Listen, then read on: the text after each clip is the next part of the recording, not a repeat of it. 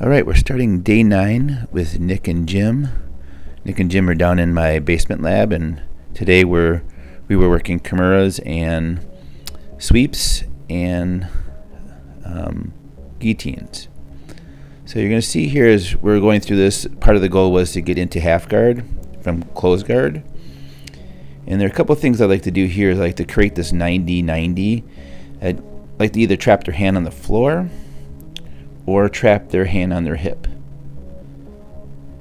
And you'll see there's a couple things that Nick is doing here.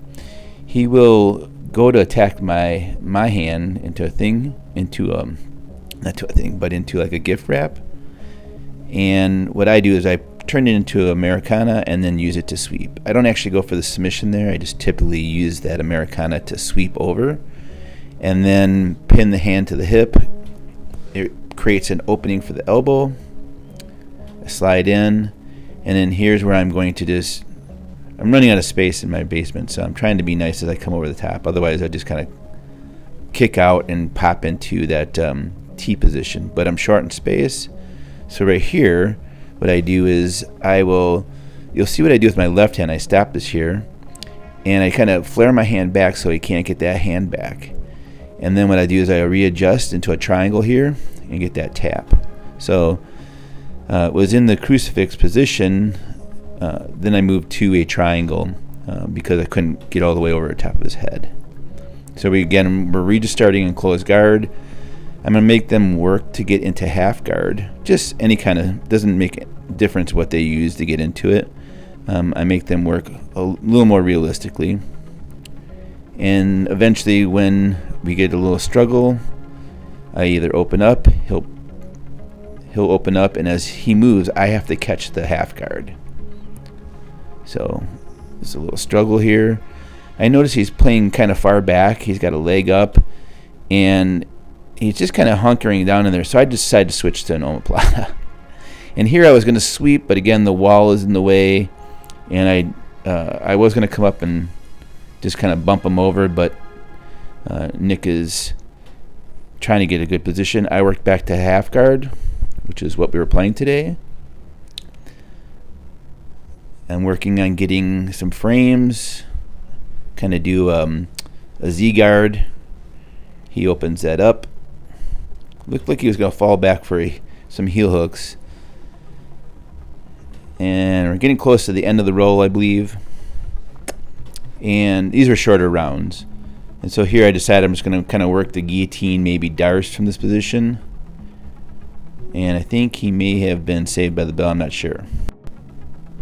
This next roll is with Jim. Again, we're working the same things. It's a live roll, but we're starting in a specific situation.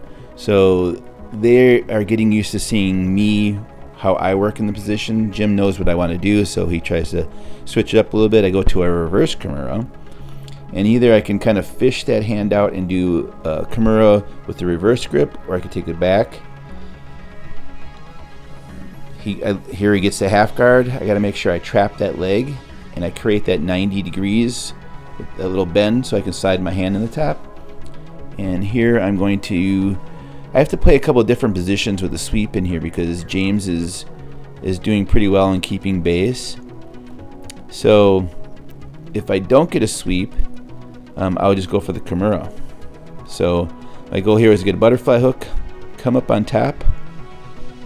I wanted to just go over nicely. Now I'm trying to be nice because I got all my weight on his delicate jaw here.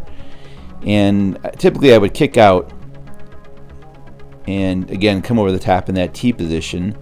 But now again I'm flaring my right hand, you can see right there, so he can't get that back. And I'm trying to just pull. Right now I'm going to kick out over his head, get into that T position. And now he decides he was going to come up. That would have been the prime time to wedge my knee in there and then take the back.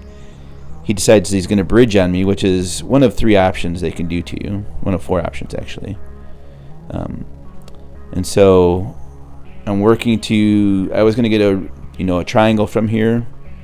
I was going to take my left hand and catch my left leg. But Jim is putting his arm up. So I decided I'm going to go for the arm bar.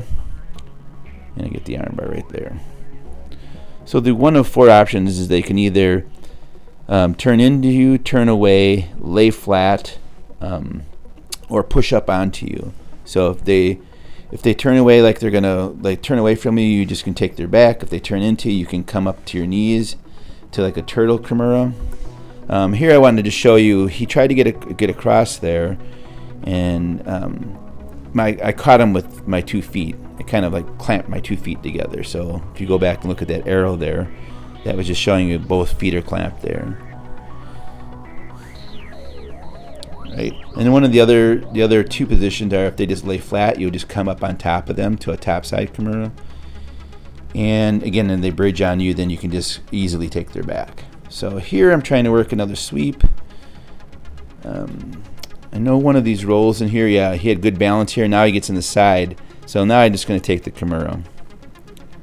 And what he could have done is rolled forward, and then I would have just came up on top again. So we're working through a number of positions with the kimura. I'm trying to get people to specialize in something, and something that I specialize in is kimuras.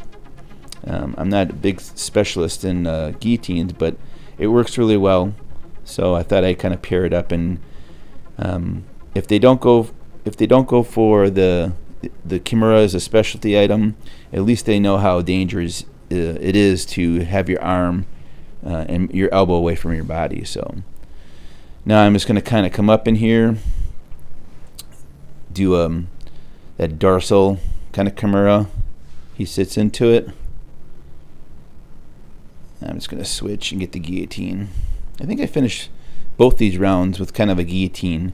Here, this one's going to be a little bit different.